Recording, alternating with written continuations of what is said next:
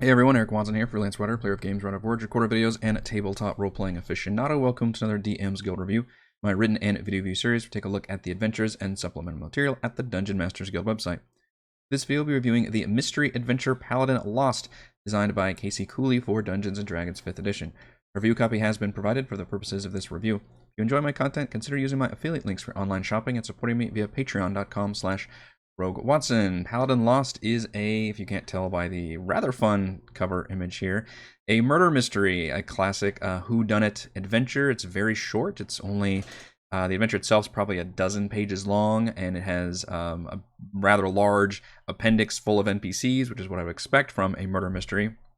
Now, I love looking at murder mystery investigation adventures. I think they're a lot of fun. They're always really interesting. I think they're also incredibly hard to design, and I expect challenging to run. I think you need the correct group, you need the correct mentality, because, and I may get some pushback on this, D&D is ultimately a combat simulator. It's a miniatures war game that has been adapted into a role-playing game, a tabletop RPG. So if you have an adventure that doesn't have some kind of dungeon crawling or really combat of any kind, it's going to be an uphill battle. It doesn't mean you can't do that, but it's going to be very challenging.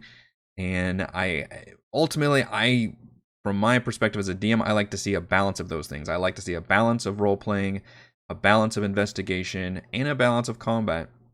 This one doesn't even have a level range because there really isn't any combat or need for combat. It's very much a purely investigative and social murder mystery, as the players are, and there are some different adventure hooks to get them there, but basically staying at this noble's keep, and there is a marriage that's going to happen between these two nobles, but then one of them discovers that the other one, the son who is marrying his daughter, is actually illegitimate, and that apparently pisses him off so much that he decides that murder is the only thing that will sate him.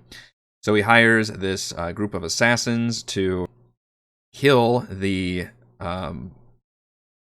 fiance, I guess, while he's being trained by a very shady individual of the father's side, who's like the loyal guard, who used to be a master assassin and a Baal worshiper and all these things. Basically, he's a very easy mark, an easy fall guy for this whole event. There's the whole backstory is that these assassins came, killed the poor young lord, mortally wounded the what's his name, Firion, I think, the half-orc blackguard, and then he tried to like follow them, and other guards, saw him with blood on the sword and footprints and everything, like leaping out the window, thinking he was going to escape.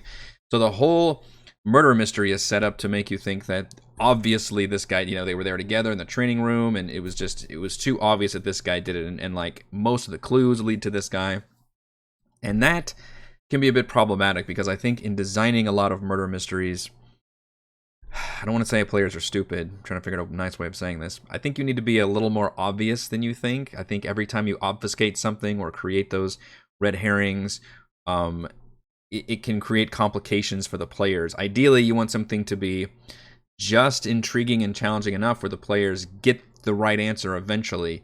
But the worst case scenario is when they just end up going in circles or they never get to the right answer. Oddly, in this adventure, yes, there are multiple endings, but the multiple endings are basically, did you suss out the fact that it was really the father of the bride who orchestrated all of this, or did you not ever discover that? In which case, oh well, we just decided basically the bad guy gets away with it. Like, that's not, I mean, yeah, technically that's an ending, but it's not satisfying at all. So I had a real problem with the way that this ends, and there's nothing. With a lot of murder mysteries, they take place over time, or that there are triggered events that you do that adds to the complication or adds to the zany chaos, or something that occurs. But in this case, there are no events that happen after the initial murder. So once you sit down and have the dinner, and you can go around and socialize a little bit, but like the dinner is basically one of the first things that you do. And then the murder actually happens, and then you rush over there and then it begins the investigation, and you're hired because you're an outside party. Although it's kind of funny the way that you guys presumably might have just showed up to, like, help out or be guards or, whatever the excuses are with the adventure hooks, and they immediately turn to you and you're like, well, surely you have the random authority to investigate this in my own keep or something. I get the conceit, like, yes, the player should always be the stars, but it's really funny that's like, oh, well, surely these random mercenary adventurers will be the best ones to handle this very important investigation of my own home for a murder of my son. Like, okay. But if you notice, we get a full color battle map for Ardwin Keep, which is the location, which I absolutely love. Made me definitely swoon over this adventure, so the players can actually wander around this keep and investigate. They can look at the dead bodies. They can investigate the murder scene. They can talk to the guard who caught things on duty and maybe his information isn't quite up to snuff. They can find some incriminating evidence, and what's even worse is there's even some incriminating evidence for the one who is being blamed for all this, even though he didn't actually kill anybody. That Furion character, he's got some, you'll find out that he was used to be an assassin and all that. It's just there's too much to make you blame him, and not enough to actually find who the real culprit is. And then unfortunately there's just no there's not really any extra events that happen to make things more interesting once you go into investigation mode. I do like the investigation part of it. I will say, when you're wandering around the keep, the fact that all of these rooms are annotated and they're given a lot of interesting clues and you can talk to all the various NPCs, that part is very satisfying. You double check that box for basically just exploration and social role playing. But there's no triggered events that happen. There's nothing that there's also no way you can actually catch the ones who did it, which is very odd. Like, the assassins actually complete their mission and get away with it. So there's no follow-up there, so it feels really like incomplete in a weird way. Like, it would be kind of cool if maybe the finale was if you discover the truth and you get to track them down to a local hideout and actually take out the assassins there, and then you learn the truth. I think that would have been a more compelling finale versus simply essentially the finale is just you coming with your your reporters, coming up with your investigators, coming up with your report to the Lord Tyron, and you either tell him, well, we're pretty sure that the guy who everybody thinks did it and who all the clues say did it, in which case they're like, oh, well, that's a bummer, he's my loyal guy, but okay, I will accept that answer. Or you find out it was the bad guy and he ends up bribing you, which is kind of a fun little quirk there, but it's still a little dissatisfying because, again, you'd think there would be some other complications there instead of everybody just getting away with it.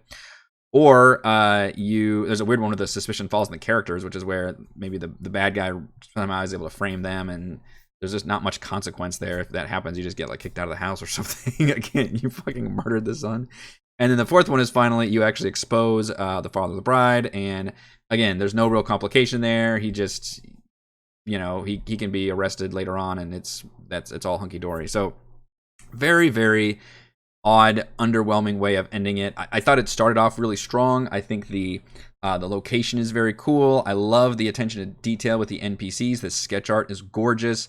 Paragraphs of information, which I think is what you need to do if you're making a social heavy investigation adventure. You need to absolutely focus on these NPCs, and I think there's a good variety where there's not too many that it becomes overwhelming, but there are enough where there's different people you can interview and interact with. All of those components are great. I mean, the presentation, everything is lovely. I think it's too short for what it's trying to do, and the story just isn't very exciting after you're getting through that initial. It feels like you're still in the beginnings of Act 2, and then things never happen that kind of escalate to get you to Act 3 and the finale, and it's all of a sudden you're just, well, I guess we've found everything we can, now we go turn in information, and then the whole adventure ends. So a very underwhelming ending. All right, let's go over my pros and cons for Paladin Lost.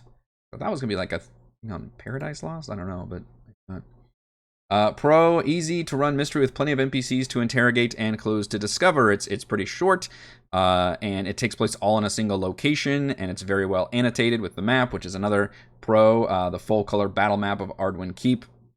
So I think for a running as a DM standpoint, it's a huge thumbs up. And another pro is the detailed NPCs with the gorgeous sketch art. I love this huge appendix and background information on the NPCs, all very important for this kind of adventure. Cons, I think it lacks interesting complications and events. There's nothing that really happens after the initial murder mystery, and you're just kind of going around this place undisturbed. You're being spied on, I guess, by the bad guy, but there's no like enemy to catch or combat to be had, or it's not like they send assassins after you. Like, any of those things have made some interesting complications. Instead, it's just kind of poking around, doing some investigation, and then turning your work in. And then the other con is underwhelming ending. Unfortunately, there's just no big, nobody pulls swords out, or there's no big.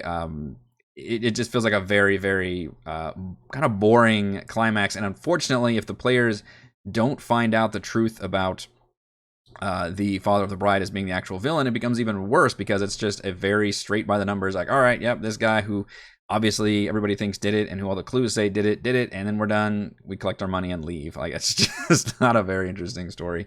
Final verdict: Paladin Lost is a short, social heavy whodunit murder mystery that starts strong but unfortunately fails to stick the landing. Thank you to everyone for watching this video review. You can see my written review at roguewatson.com. You can watch more reviews and follow our own D&D adventures here on my YouTube channel, and you can support my work at patreon.com/roguewatson. Shouts to Platinum patrons Joe, Will, Thomas, Stan, William, I'm Loud, Brandon, Genocider, David, Eclectic, Roleplay, Roll, Christopher, Brian, William, David, Jam and Clams, Corey, Koa1337, Jacob, Eric, and Kyle.